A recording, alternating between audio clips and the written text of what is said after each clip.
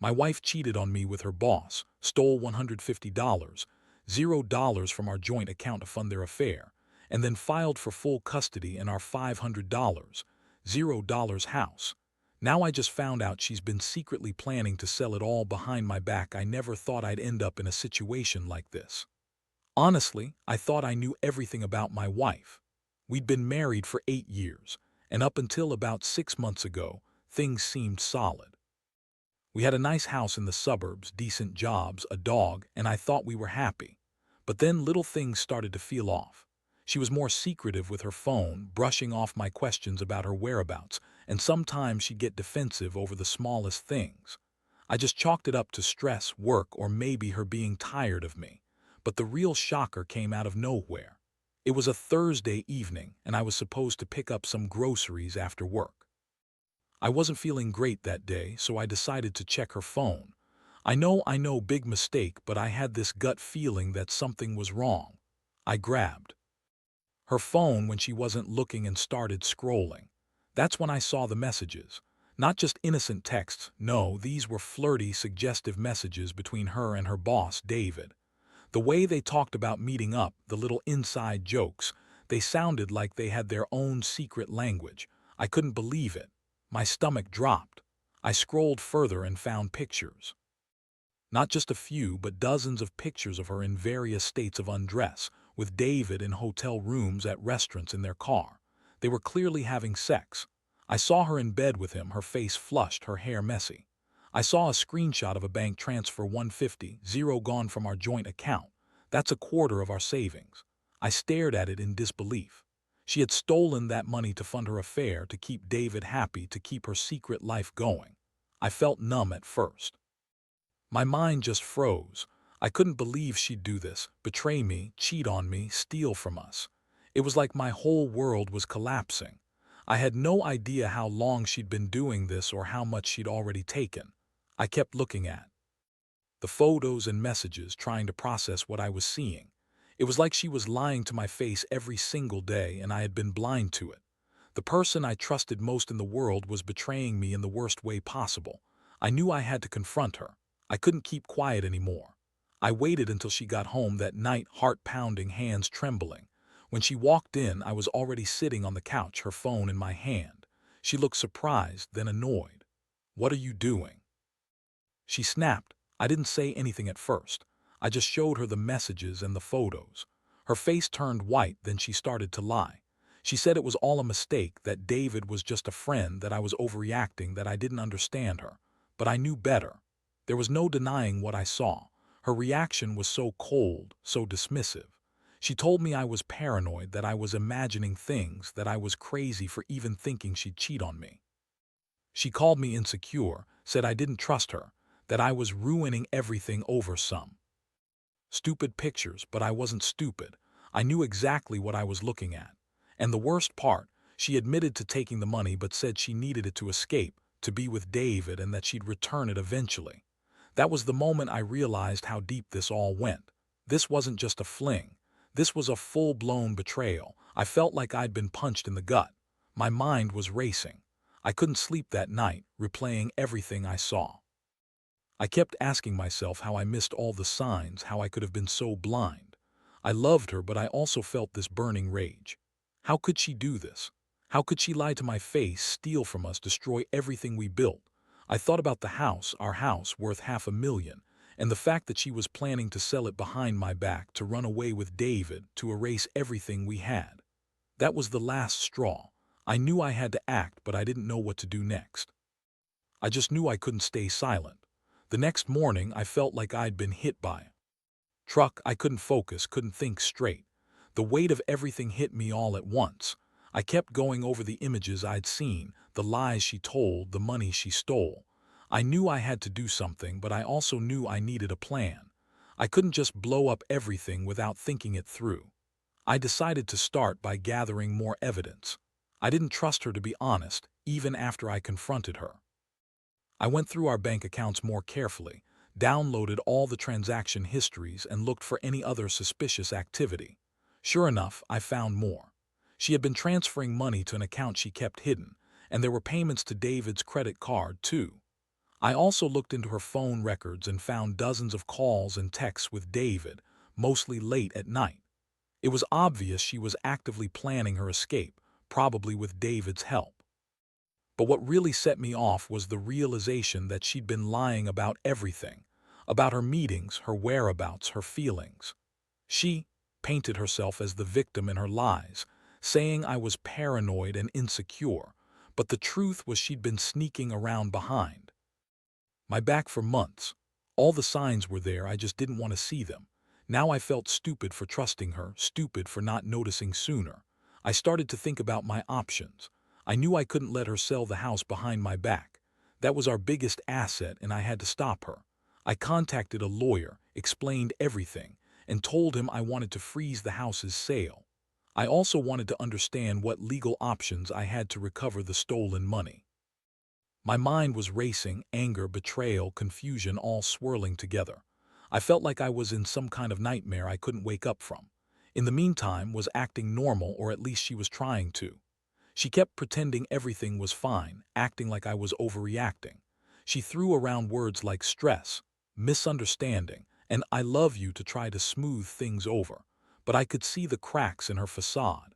She was scared, and she was trying to cover her tracks. I wasn't buying it anymore. I knew she had plans to sell the house, to take everything and run with David, leaving me with nothing. One thing I couldn't ignore was how bitchy she'd become.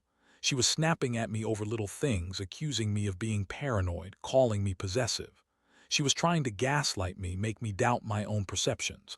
But I wasn't falling for it. I had the evidence, and I knew the truth.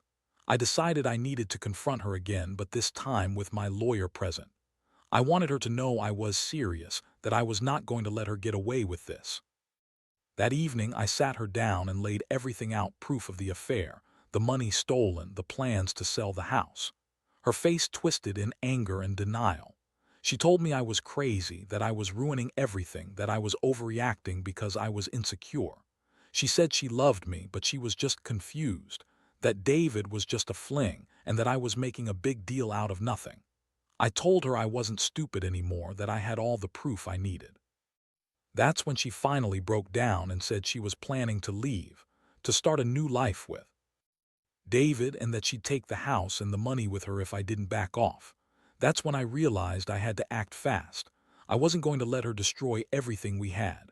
I called my lawyer again, told him to start the process of stopping her from selling the house, and I told him I wanted to pursue legal action to recover the stolen money. I felt sick, angry, betrayed, but also strangely determined. I knew I couldn't fix this, not anymore. All I could do was protect what was left and figure out how to move on from this nightmare. I never thought I'd be in a situation where the person I loved so deeply would turn out to be my biggest enemy. But here I was, with the cold realization that my wife had been planning her escape behind my back, betraying me in every way possible. And I was left standing there, trying to piece my life back together from the wreckage she'd created. After I made the calls and got the legal ball rolling, I felt a strange mix of relief and dread. Relief because I finally had some control, some leverage over her plans. Dread because I knew this was just the beginning of a long, messy fight. Of course, wasn't about to go quietly. She started to escalate her tactics, becoming even more bitchy and manipulative. She'd throw tantrums, scream about how I was ruining her life, how she deserved happiness, and how I was just an insecure, jealous husband. It was almost laughable if it weren't so infuriating.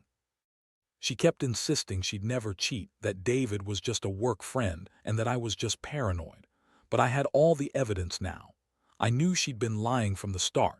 It was clear she was trying to gaslight me, to make me doubt myself. She'd deny everything, then turn around and accuse me of controlling her, of not trusting her. I'd never felt so manipulated in my life. It was like she was trying to rewrite the story, to make herself the victim when she was the villain. Meanwhile, I also had to deal with the financial mess she'd left behind.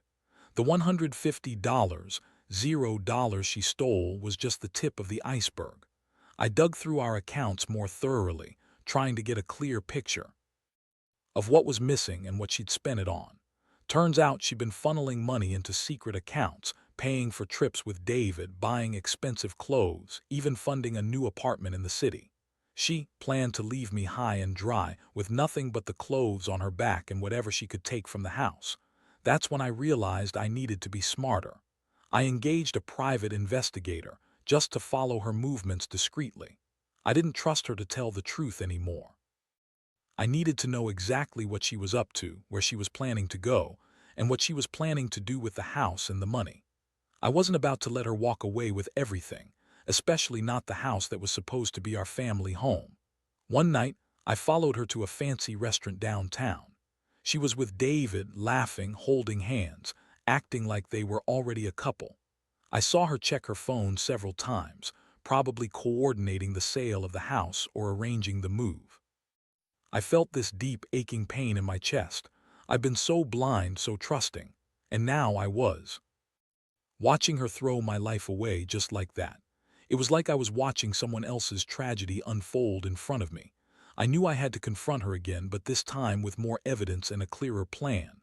I sat in my car outside the restaurant, heart pounding. I thought about everything. Our life together, the promises we made, the house, the dreams. It all felt so fragile now.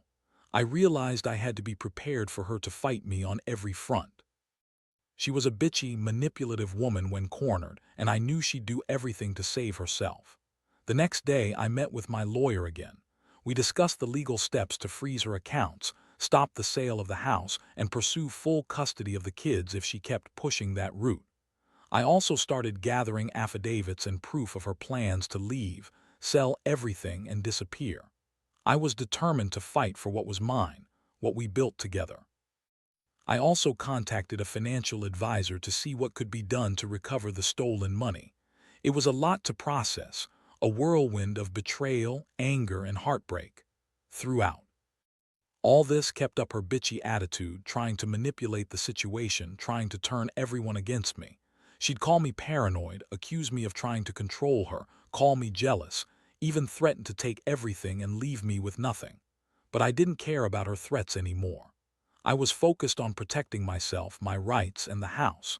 I couldn't let her get away with this. I refused to be the victim of her lies and schemes.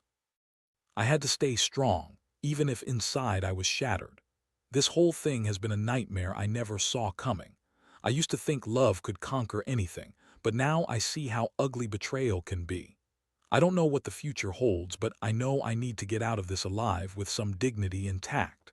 And I have to warn anyone else out there.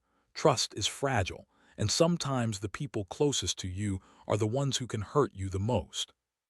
Over the next few days, everything moved so fast I could hardly keep up.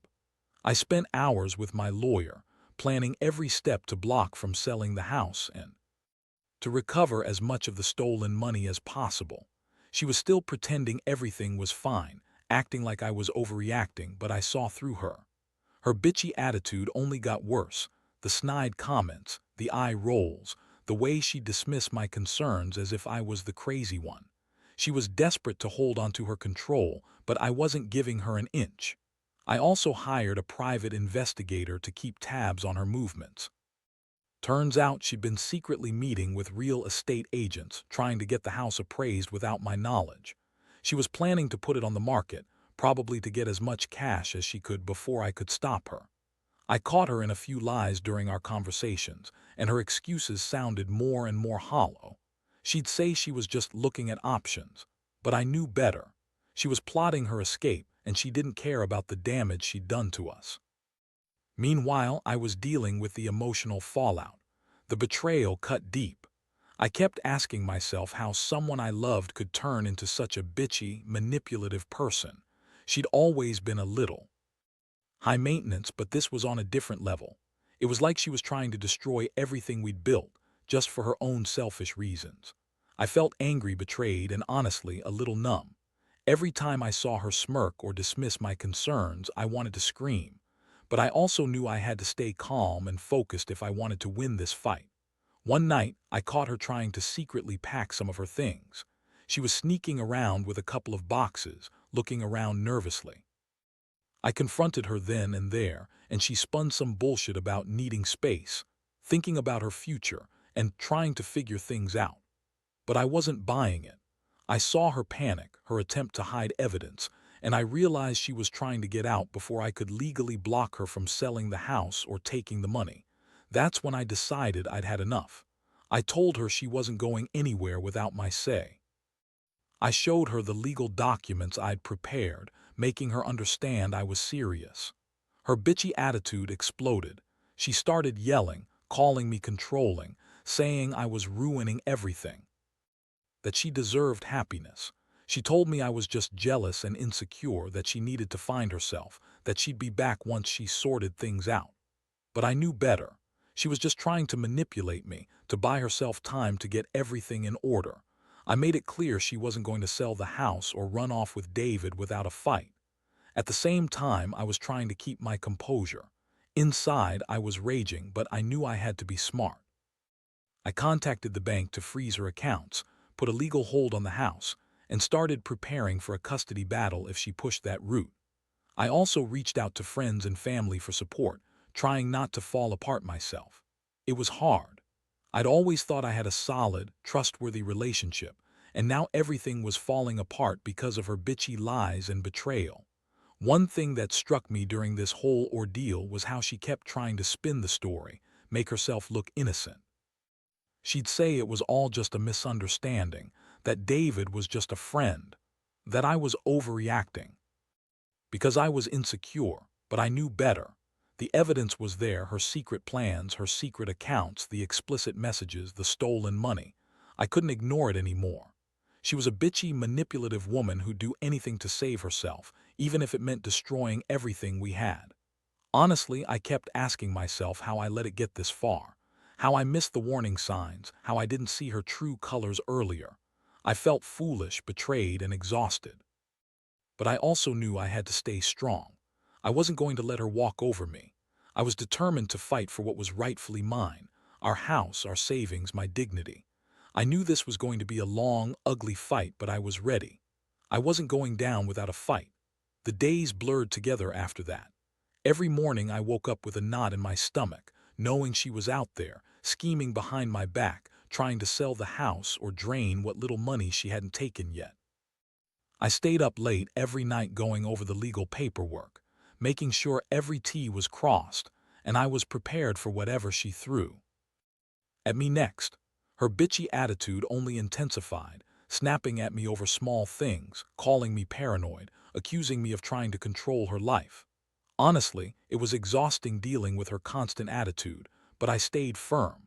I knew I had to. One afternoon, I found out she contacted a real estate agent to start the process of selling the house. I immediately contacted my lawyer again, and we filed an emergency motion to halt any sale or transfer of the property. That's when things got really heated. Called me furious, screaming that I was trying to ruin her, that I was jealous and insecure. She kept lying, claiming she only wanted to move on, but I wasn't buying it. Her tone was bitchy, dismissive, like she thought she could talk her way out of it. But I had all the proof, screenshots, bank statements, witness accounts, and I knew she was trying to pull a fast one. The legal battle was just beginning, but I already knew she'd try every trick in the book to get what she wanted. She was desperate, and her bitchy attitude was only getting worse. She'd make snide comments about how I was holding her hostage or how I was trying to control her life, but I didn't care. I was done playing nice. I had to protect the house, the savings, and my kids if she kept pushing for custody. I started documenting everything, her attempts to sell the house, her secret meetings, her lies. I wanted to have everything on record. Meanwhile, I also started talking to friends and a therapist. I needed someone to vent to help me process the betrayal I'd always thought was the one, but now I saw her for what she really was, a manipulative, bitchy woman who'd do anything to get her way. It hurt so badly, but I refused to let her see that. I kept my composure, kept fighting, kept gathering evidence. I was determined not to let her destroy me or our life together without a fight. One night, I caught her trying to sneak out of the house again. She was packing a bag, looking more frantic than ever. I confronted her and she snapped at me, calling me controlling and insecure. Her bitchy smirk made my blood boil. I told her she wasn't going anywhere, that I had the legal right to stop her. She threw a tantrum, yelling about how I was ruining everything, how she deserved happiness, and how she'd be better off without me. It was clear she'd made up her mind. She was hell-bent on leaving, no matter what I did. I knew I had to act fast. I called the police to do a welfare check, just to make sure she wasn't planning some drastic move. They confirmed she was just packing her things, but I could see the desperation in her eyes. She was trying to outmaneuver me, but I wasn't going to let her get away with it. I had the law on my side now, and I was ready to fight for the house and the money. Looking back, I realized how much her bitchy attitude was a mask for her guilt and panic. She knew she was wrong, and her anger was just her way of trying to cover it up. But I saw through it. I saw the lies, the manipulation, the betrayal, and I knew I'd never trust her again. This whole experience has changed me forever, made me realize how fragile trust really is, and how dangerous it can be when someone you love turns out to be a liar and a thief. I've learned that sometimes the only way to protect yourself is to fight back hard, no matter how much it hurts. The final stretch was the ugliest. By then, I had everything legally in my favor. The court had issued a temporary injunction stopping her from selling or transferring the house, and I had documentation to back up my claims about her theft and plans to run, but was relentless. Her bitchy attitude turned into outright hostility. She'd show up unannounced, banging on the door, trying to guilt-trip me, accusing me of ruining her life. She called me controlling, insecure, and worse, like I was the villain in her story, but I knew better. I knew she was the villain, the one who betrayed everything we built together. I remember the last confrontation vividly. She stood there, tears in her eyes, but her voice was sharp and bitter. "You're just jealous," she spat. "You can't keep me trapped forever. I'll sell the house if I want. You've ruined everything, and I'll make sure you regret it."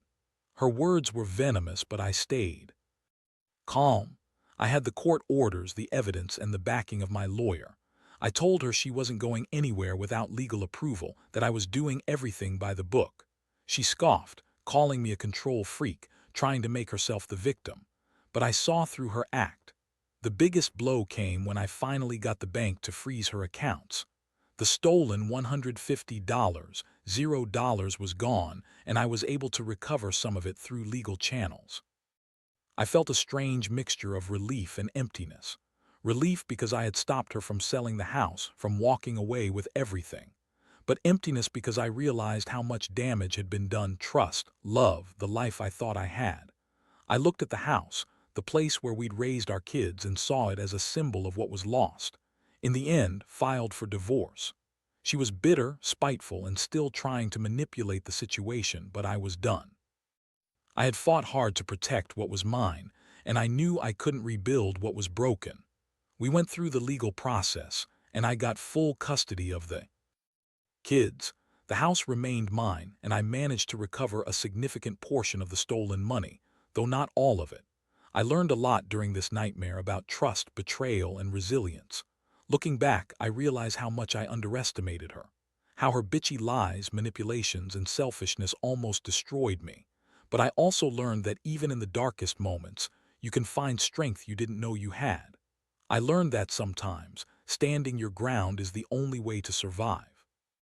And I learned that betrayal from someone you love cuts deeper than anything else. Now I'm rebuilding my life. The house needs work, but it's still standing. My kids are healing, and I'm trying to move forward, wiser and more cautious. I want to tell anyone going through something similar: trust your instincts, get legal help early, and don't let anyone take you for a fool. Because when someone you trust turns out to be a bitchy, manipulative liar, the only way out is to fight for yourself. And no matter how much it hurts, you have to do it.